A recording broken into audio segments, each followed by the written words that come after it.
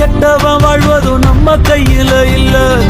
உசிரே நீதானே நீதானே நடலாவும் கூட நானே எதுவும் வேணாமே வேணாமே முடிவும் கூட நானே.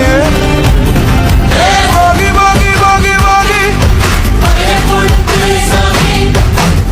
போகி போகி போகி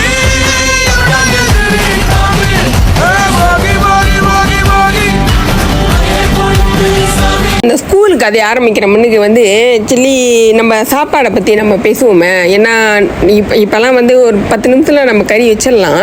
அப்படிலாம் வந்து நீங்கள் ஒரு மீன் கறி வைக்கணுன்னா 2 ஹவர் உயிரை கொடுத்து அந்த அம்மிக்கல்ல மிளகா அரைக்கணும்.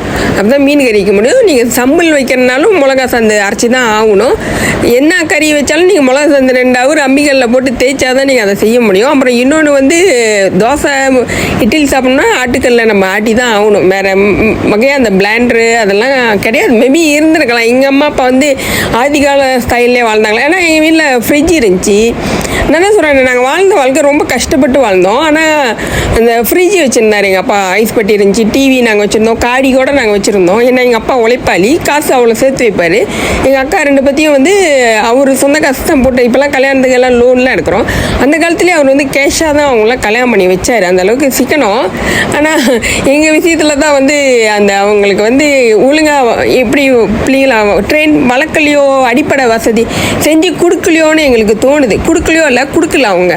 அது வந்து அவங்க வயசுனாலையால் அவங்களுக்கு அந்த நாலேஜ் இல்லையா என்னன்னு தெரில. நாங்கள் காட்டுவாசி மாரியே தான் வாழ்ந்தோம். நான் அடுத்தது அதுக்கு தான் வரேன். என்னோட கதை வந்து என் கூட ரொம்ப க்ளோஸாக இருந்தவங்களுக்கு தான் 1-2 பேருக்கு தான் தெரியும்னு நினைக்கிறேன். மற்றபடி நான் இதை யாரு கூட ஷேர் பண்ணதில்லை. நான் எஸ்டேட்லேருந்து வந்தேன்னு கூட ரொம்ப பேத்துக்கு தெரியாது ரொம்ப காலமாக. ஸோ நான் அதை காட்டிக்கவும் இல்லை. சந்தோஷமான தருணமாக இருந்தால் நம்ம ஷேர் பண்ணலாம். துக்கத்தை மட்டும் வச்சுருக்கிறது நம்ம போய் என்னத்தை ஷேர் பண்ண முடியும் நீங்கள் சொல்லுங்கள். ஸோ ஸ்கூல் லைஃப் வருவோமே. ஸ்கூல் லைஃப்பில் வந்து நார்மலி வந்து தடிக்கா படிச்சு எங்களுக்கு மெமரிஸ் ஒரு ஃபோட்டோ கூட இல்லை. இருந்துச்சு, எப்படி மிஸ் ஆச்சுன்னு தெரில. ஸோ வந்து இந்த அலூர் பார்த்தீங்களா, இந்த அலூர்லாம் வந்து நாங்கள் சின்ன வயசில் பெரிய பெரிய அலூர்லாம் தாண்டுவோம். ஆக்சுவலி நாங்கள் வந்து தாசன் மாதிரி தான். நாங்கள் வந்து அந்த மூங்கில் ஊனி இங்கேருந்து பின்னாடி ஓடி வந்து பெரிய பெரிய அலூர் தாண்டுவாங்க.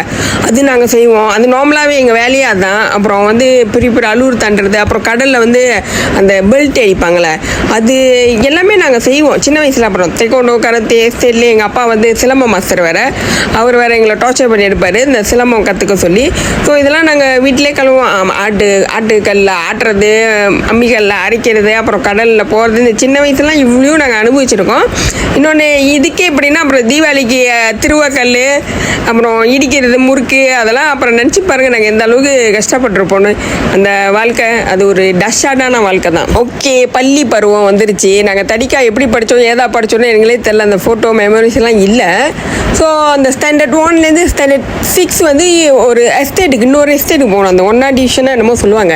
இங்கேருந்து வந்து ஒரு 10 கிலோமீட்டர் இருக்கும். ஆனால் வந்து ஸ்கூல் பஸ் இருந்துச்சு. நம்ம அந்த பஸ்ஸில் ஏறி போய்ட்டு அங்கே விட்டுருவாங்க. இன்னொன்று வந்து அப்படியே பஸ்ஸு ரோஸானா டிராக்டர் இருக்கும். டிராக்டரில் தான் ஏறி போவோம். ஆனால் இதில் ஏறி அங்கே இறங்குறதுக்குள்ளே உடம்பெல்லாம் சிம்மன் ஆயிரும். அதான் மண் பறக்குமே. ஸோ அப்படியும் டிராக்டர் இல்லைன்னா எஸ்டேட்டில் வந்து நாங்கள் நடந்து தான் போகணும். 10 கிலோமீட்டர் இருந்தாலும் ஒரு ரிஸ்லாம் நிற்க வச்சு கூட்டிகிட்டு ஸ்கூல் வரைக்கும் அங்கே போய் சேர்றதுக்கே 10 மணி மேலே ஆயிரும்னு நினைக்கிறேன். நாங்கள் நடந்து தான் போவோம். ஸோ அங்கே வந்து நம்மளுக்கு வந்து சாப்பாடு கொடுத்துருவாங்க. ஏன்னா ஸ்கூலில் 2ஆக படிக்கும் போது தமிழ் ஸ்கூலில் வந்து சாப்பாடு அங்கேயே சமைப்பாங்க. சாப்பாடு எங்களுக்கு கிடைக்கும். ஸோ வந்து அப்படி தான் ஓடிட்டு இருந்துச்சு. அப்புறம் 12 வயசு முடிஞ்சோடனே தான் நம்ம வந்து ரீமாஃப் போகணும்ல. அப்போ வந்து என்ன பண்ணுவாங்க வந்து நம்ம சுங்கைப்பட்டணின்னு ஒரு அந்த எஸ்டேட்டுக்கு மொத்தம் 14 டிவிஷனு. அதுதான் வந்து மெயினாக ஹாஸ்பிட்டல். நான் பிறந்த ஹாஸ்பிட்டல் அங்கே தான். அப்புறம் அந்த இது இருக்கும், அங்கே தான் வந்து ஸ்கூலும் இருக்கும். அந்த இடத்துக்கு தான் போகணும். ஆனால் அது இங்கேருந்து போகிறோம் 15-16 கிலோமீட்டர்னு நினைக்கிறேன். அந்த சின்ன பிள்ளையில் போனதுனால தெரியல. ஸோ ஃபுல்லாக நாங்கள் சைக்கிளில் தான் போனோம். விடிய காலம் 2:30 மணிக்கே கிளம்பிடுவோம். அங்கே போகும்போது அந்த கொல்லுக்கட்டை பேயெல்லாம் சொல்லுவாங்கள்ல, அந்த கொல்கட்டை நம்ம தூரத்துலேருந்து பார்க்கும்போது என்னமோ நெருப்பு பந்தம் பிடிச்சிட்டு போகுதுன்னு.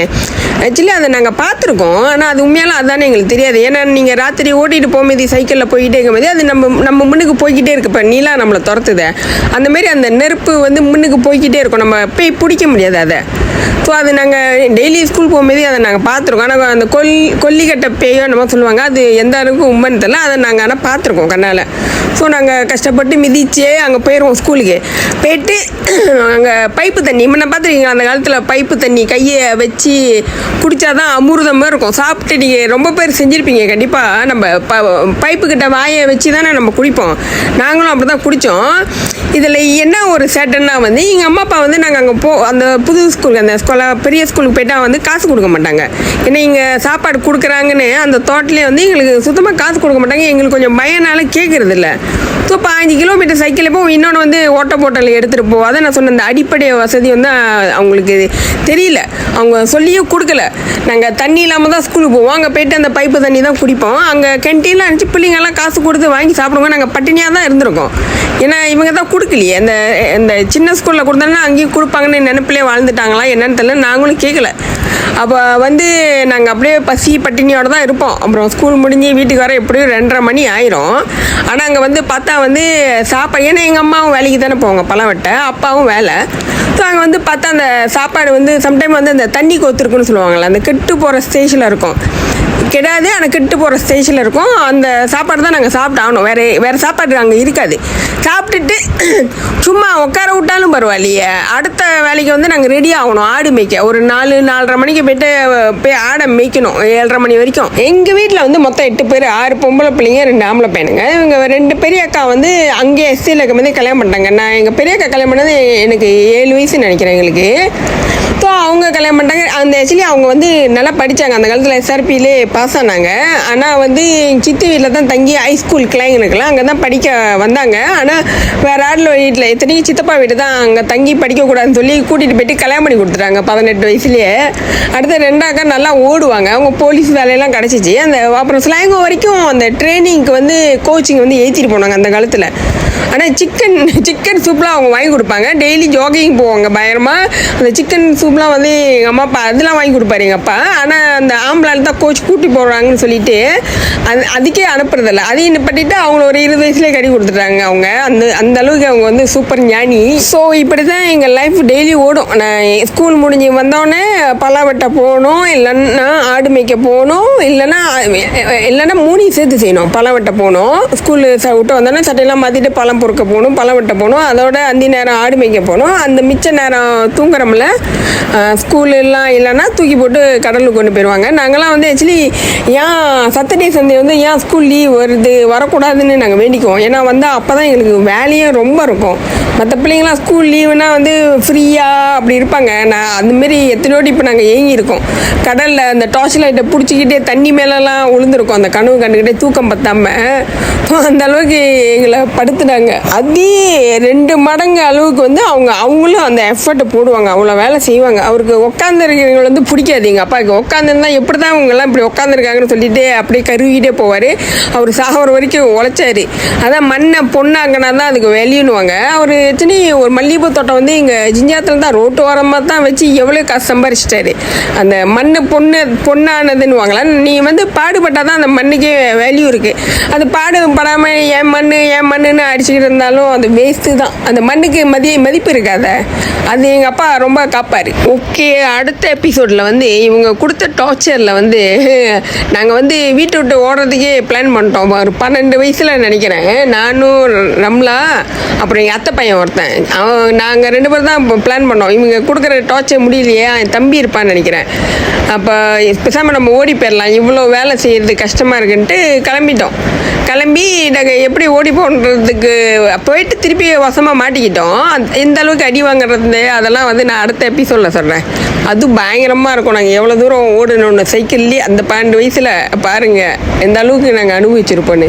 இதோ இப்போ பார்க்குறீங்களா, இதான் கம்பங்கூரங்க அஸ்லின்னுவாங்க, அந்த காட்டுவாசின்னுவாங்களே, அதிகாலத்து காட்டுவாசிங்க அவங்க இருக்கிற ஏரியா இதுதான். ஸோ இந்த இடத்துல வந்து மியூசியம் மாரி வச்சுருக்காங்க அந்த இடத்துல. ஆனால் இன்றைக்கி சாத்தி இருந்துச்சு அது அந்த கம்பங்கூரங்க அஸ்லியில். நான் கண்டிப்பாக இடையில நான் போனேன்னா அந்த இடத்த ஷூட் பண்ணுறேன். ஏன்னா நாங்கள் பிறந்து வளர்ந்த இடம், இவங்கெல்லாம் அந்த காட்டு நாங்களாம் சேர்ந்து விளையாண்ட ஒரு காலம் இருக்குது. சின்ன பிள்ளை அவங்க கூட சேர்ந்து அந்த நண்டு அந்த பிளாங்காஸ்ன்னு நினைக்கிறேன், அது நாங்கள் சாப்பிட்டு பழகிறது. அப்புறம் மறுவள்ளி கிழங்கு பிடிங்கி ஆடு மேய்க்க மாதிரி சுட்டு சாப்பிட்டது.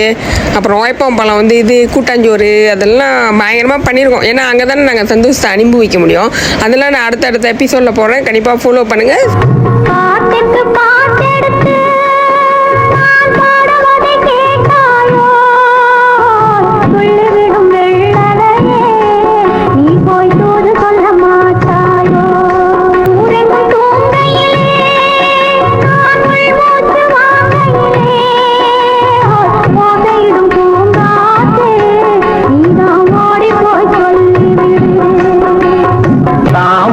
அவள் இருக்க இங்கே சூரியன் நான் இருக்க, சாட்சி சொன்ன சந்திரனே நீ போய் செய்தி சொல்ல மாட்டாயோ?